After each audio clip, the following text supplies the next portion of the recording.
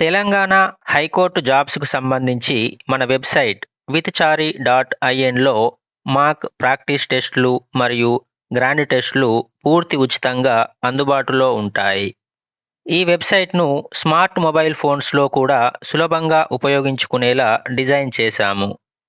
కాబట్టి మీరు ఎప్పుడైనా, ఎక్కడైనా ఈజీగా ప్రాక్టీస్ చేయవచ్చు. అలాగే వెబ్‌సైట్ లింక్ కూడా కింద డిస్క్రిప్షన్‌లో ప్రొవైడ్ చేశాము. దయచేసి విజిట్ చేయండి. మహిళల ఫిఫా వరల్డ్ కప్ 2019ని ఎవరు గెలుచుకున్నారు?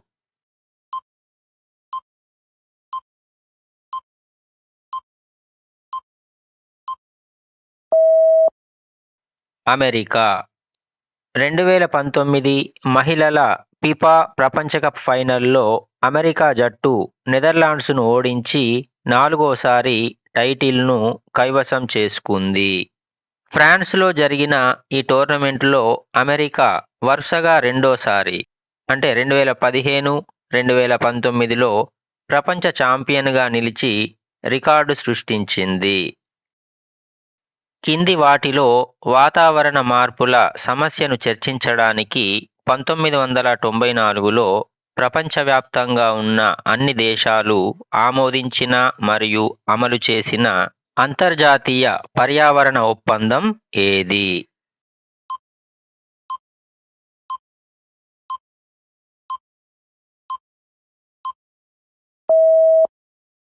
UNFCCC. వాతావరణంలో గ్రీన్‌హౌస్ వాయువుల సాంద్రతను స్థిరీకరించడం ద్వారా భూతాపాన్ని తగ్గించడానికి 1992లో ప్రతిపాదించబడిన UNFCCC అంటే ఐక్యరాజ్యసమితి వాతావరణ మార్పుల చట్రం ఈ ఒప్పందం మార్చి 21, 1994 నుండి అధికారికంగా అమలులోకి వచ్చింది. ప్రపంచవ్యాప్తంగా వాతావరణ మార్పులపై పోరాడడానికి మరియు పర్యావరణ పరిరక్షణకు ఇది ప్రధాన పునాదిగా నిలిచింది. మామిడిలో ఏ రకాన్ని దక్షిణ భారత ఆల్ఫాన్సో అని కూడా అంటారు?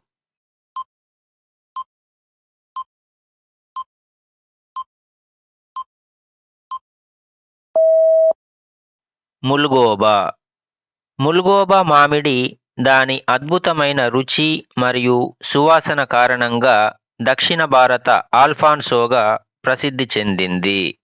ఇది అనేక ఆధునిక మామిడి రకాలకు మాతృకగా పరిగణించబడుతుంది. ఇది ప్రధానంగా ఆంధ్రప్రదేశ్ మరియు తమిళనాడు రాష్ట్రాల్లో సాగు చేయబడే పురాతన రకాల్లో ఒకటి. ఆంధ్రప్రదేశ్లో మొట్టమొదటిసారిగా రాష్ట్రపతి పాలన ఎప్పుడు విధించబడింది?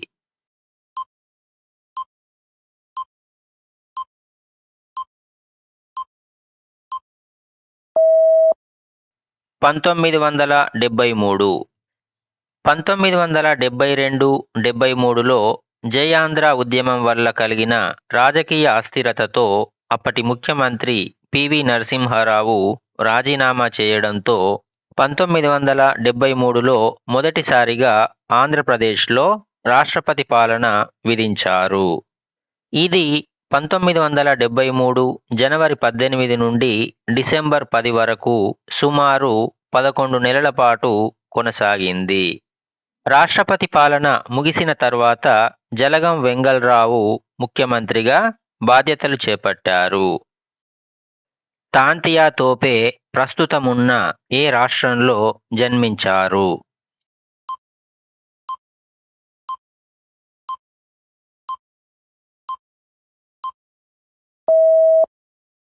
మహారాష్ట్ర.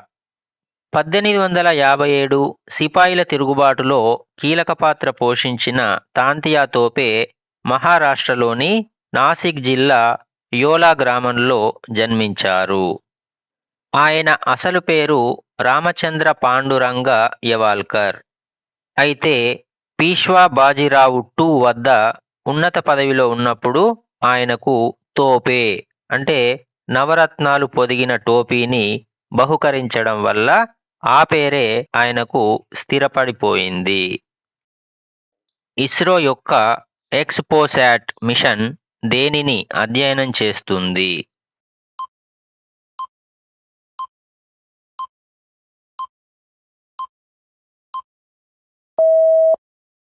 Cosmic radiation. ఇస్రో ప్రయోగించిన ఎక్స్పోశాట్ అంటే X-ray polarimeter satellite అంతరిక్షంలోని black holes మరియు న్యూట్రాన్ స్టార్స్ నుండి వచ్చే శక్తివంతమైన ఎక్స్-రే కిరణాల కాస్మిక్ రేడియేషన్ ధ్రువణతను అధ్యయనం చేస్తుంది. అమెరికా తర్వాత ఇలాంటి పరిశోధన చేపట్టిన రెండో దేశంగా భారతదేశం రికార్డు సృష్టించింది. 1973లో మొదటిసారి టైగర్ ప్రాజెక్టును ప్రారంభించిన భారతదేశంలోని జాతీయ ఉద్యానవనం ఏది?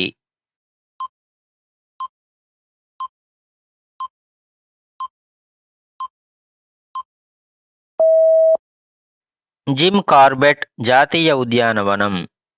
భారతదేశంలో పులుల సంఖ్యను పెంచడానికి మరియు వాటిని సంరక్షించడానికి కేంద్ర ప్రభుత్వం 1973 ఏప్రిల్ 1న ఉత్తరాఖండ్లోని జిమ్ కార్బెట్ నేషనల్ పార్క్ నుండి ప్రాజెక్ట్ టైగర్ను ప్రారంభించింది.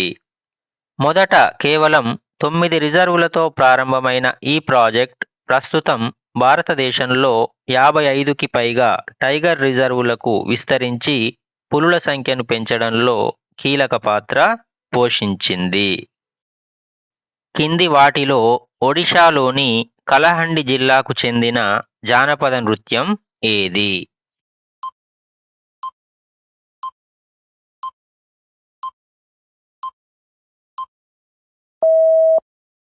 గుమురా నాచా. ఒడిషాలోని కలహండి ప్రాంతానికి చెందిన అత్యంత పురాతనమైన మరియు ప్రసిద్ధమైన జానపద నృత్యం గుమురా నాచా. దీనిని యుద్ధ నృత్యంగా కూడా పిలుస్తారు. గుమురా అనేది ఒక మట్టి కుండ ఆకారంలో ఉండే డ్రమ్ వంటి సంగీత వాయిద్యం. దీనిని మెడలో వేసుకొని వాయిస్తూ కళాకారులు ఈ నృత్యాన్ని ప్రదర్శిస్తారు. భారత రాజ్యాంగంలోని ఏ ఆర్టికల్ సివిల్ సర్వీసెస్లకు రక్షణ కల్పిస్తుంది?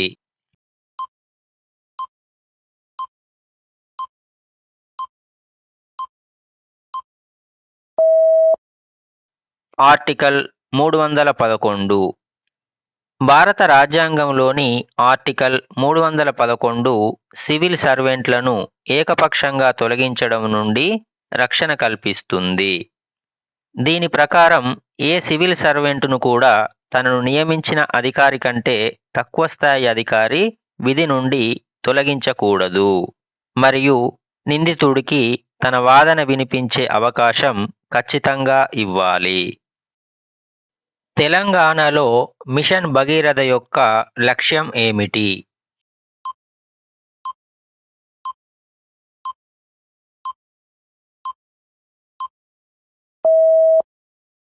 ఉపరితల నీటి వనరుల నుండి సురక్షితమైన మరియు సుస్థిర తాగునీటి సరఫరాను నిర్ధారించడానికి తెలంగాణ ప్రభుత్వం ప్రవేశపెట్టిన మిషన్ భగీరథ ప్రధాన లక్ష్యం రాష్ట్రంలోని ప్రతి ఇంటికి పైపుల ద్వారా శుద్ధి చేసిన తాగునీటిని అందించడం. ఇందుకోసం కృష్ణా మరియు గోదావరి వంటి ఉపరితల నీటి వనరులను గ్రిడ్ నెట్వర్క్ ద్వారా అనుసంధానించి ఫ్లోరైడ్ రహిత రక్షిత మంచినీటిని సరఫరా చేస్తున్నారు. 2019లో భారతదేశ అత్యున్నత పౌర బహుమానం భారతరత్న కింద ఇవ్వబడిన 3 భారతీయులకు ఇవ్వబడినది. ఇవ్వబడిన ఎంపికల నుండి ఈ అవార్డును అందుకోని వారిని గుర్తించండి.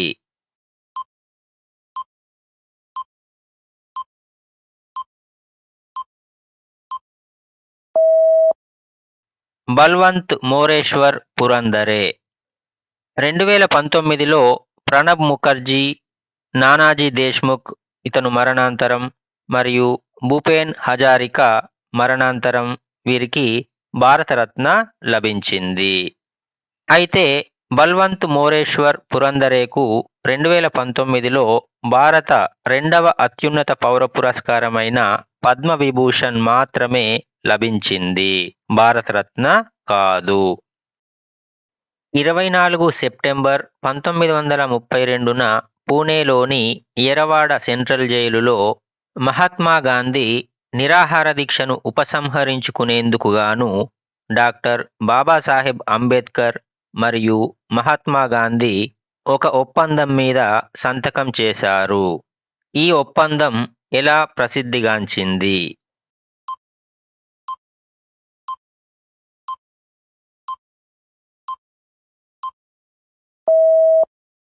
పూనా ఒడంబడిక. 24 సెప్టెంబర్ 1932న పూణేలోని యెరవాడ సెంట్రల్ జైలులో గాంధీజీ మరియు అంబేద్కర్ మధ్య జరిగిన చారిత్రక ఒప్పందాన్ని పూనా ఒడంబడిక అంటే పూనా ప్యాక్ట్ అంటారు. దీని ఫలితంగా బ్రిటిష్ ప్రభుత్వం దళితులకు ప్రకటించిన ప్రత్యేక నియోజకవర్గాల ప్రతిపాదనను రద్దు చేస్తూ ఉమ్మడి నియోజకవర్గాల్లోనే దళితులకు రిజర్వుడు స్థానాలు పెంచబడ్డాయి. భారతదేశం 2 మిలియన్ల మంది దేవుళ్లను కలిగి ఉంది మరియు వాళ్ళందరూ పూజింపబడతారు. మతానికి సంబంధించి మిగతా దేశాలన్నీ పేదవారు, భారతదేశం మాత్రమే లక్షాధికారి అని చెప్పిన వ్యక్తి ఎవరు?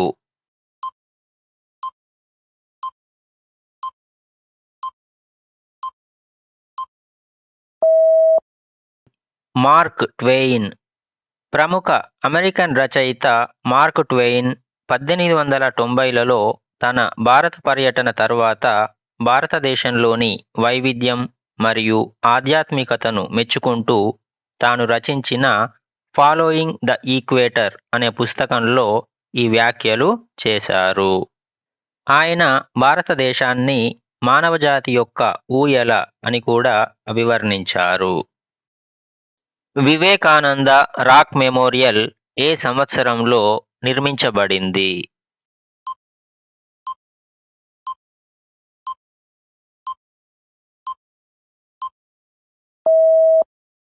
(1970). వివేకానంద రాక్ మెమోరియల్ను 1970లో తమిళనాడులోని కన్యాకుమారి తీరానికి సుమారు 500 మీటర్ల దూరంలో సముద్రం మధ్యలో ఉన్న ఒక భారీ రాతిపై నిర్మించారు. 1892లో స్వామి వివేకానంద ఈ రాతిపైనే ధ్యానం చేసి జ్ఞానోదయం పొందారని చెబుతారు. ఆయన గౌరవార్థం ఏకనాథ్ రానడే నేతృత్వంలో ఈ అద్భుతమైన స్మారక చిహ్నాన్ని నిర్మించారు. కింది వాటిలో ఏది తీగలతో కూడిన సంగీత వాయిద్యం కాదు?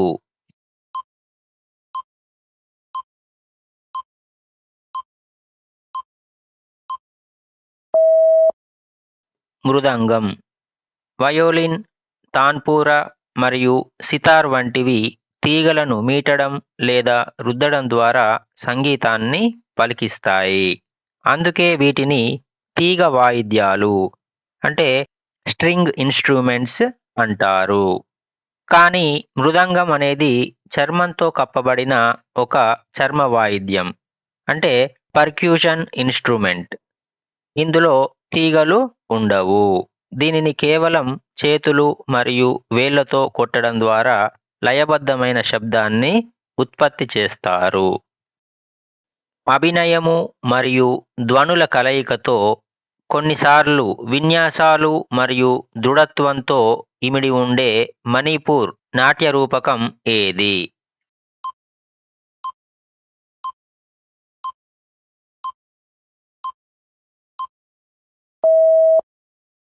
పంగ్ చోలోమ్ నృత్యం. మణిపురి సంకీర్తన లేదా శాస్త్రీయ నృత్యాలలో పంగ్ చోలోమ్ అత్యంత విశిష్టమైనది. ఇందులో కళాకారులు పంగ్ అంటే ఒక రకమైన మృదంగం లేదా డ్రమ్ వాయిస్తూ దానికి అనుగుణంగా అద్భుతమైన విన్యాసాలు మరియు గంతులు వేస్తూ ప్రదర్శన ఇస్తారు. ఇది అభినయం, సంగీతం మరియు శారీరక దృఢత్వం కలగలిసిన ఒక శక్తివంతమైన నాట్య రూపం. అతను వాయించే వాయిద్యంలో ప్రావీణ్యుడైన క్రింది ఏ సంగీతకారుడు తప్పుగా పోల్చబడ్డారు?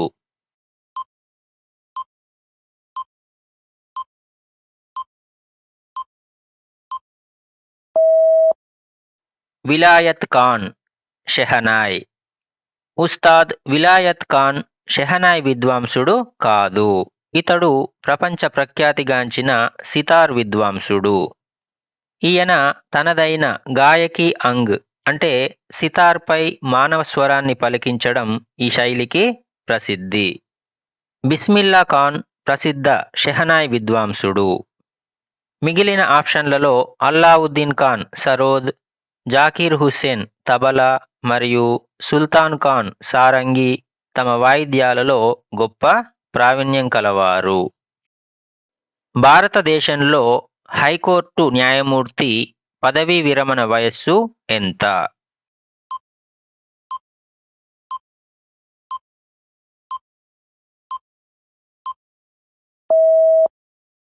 62 సంవత్సరాలు. భారత రాజ్యాంగంలోని ఆర్టికల్ 217(1) ప్రకారం హైకోర్టు న్యాయమూర్తుల పదవీ విరమణ వయస్సు 62 సంవత్సరాలు. గతంలో ఈ వయస్సు 60 ఏళ్లుండగా 1963లో జరిగిన 15వ రాజ్యాంగ సవరణ ద్వారా దీనిని 62 ఏళ్లకు పెంచారు. అయితే సుప్రీంకోర్టు న్యాయమూర్తుల పదవీ విరమణ వయస్సు మాత్రం 65 సంవత్సరాలు. జాతీయ ఆహార భద్రతా చట్టం ఎప్పుడు అమల్లోకి వచ్చింది?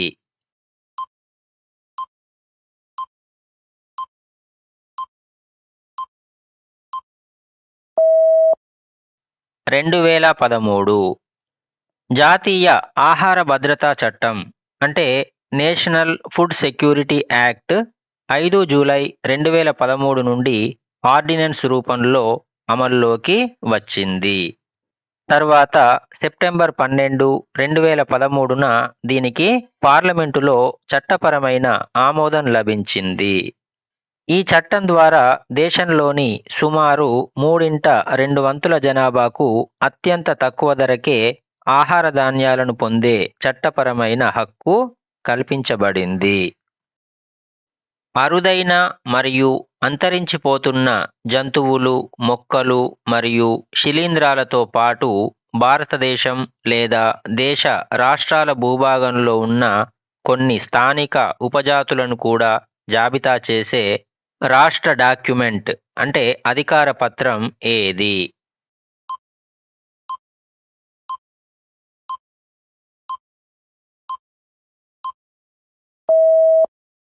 Red data book. అరుదైన మరియు అంతరించిపోతున్న వృక్ష, జంతు మరియు శిలీంధ్ర జాతుల వివరాలను నమోదు చేసే అధికారిక పత్రాన్ని రెడ్ డేటా బుక్ అని పిలుస్తారు. అంతర్జాతీయ స్థాయిలో దీనిని IUCN నిర్వహిస్తుంది. అయితే భారతదేశం తన సొంత సరిహద్దుల్లో ఉన్న అంతరించిపోతున్న జాతుల కోసం ప్రత్యేకంగా రాష్ట్ర మరియు జాతీయ స్థాయి జాబితాలను రూపొందిస్తుంది. ఈ వీడియోలో 20 క్వశ్చన్స్ని మాత్రమే ఇవ్వడం జరిగింది. దానికి సంబంధించిన రిమైనింగ్ క్వశ్చన్స్తో సహా ఓవరాల్గా 60 క్వశ్చన్స్తో కూడిన మోడల్ టెస్ట్ను మన వెబ్సైట్ withchari.inలో అప్లోడ్ చేసినాము. అక్కడ చూడండి. వెబ్సైట్ లింకును కింద డిస్క్రిప్షన్లో ప్రొవైడ్ చేసినాము. ఆ లింక్పై క్లిక్ చేసి మన వెబ్సైట్లో పూర్తి ఉచితంగా ఈ మోడల్ టెస్ట్ను మీరు ప్రాక్టీస్ చేసుకోవచ్చు.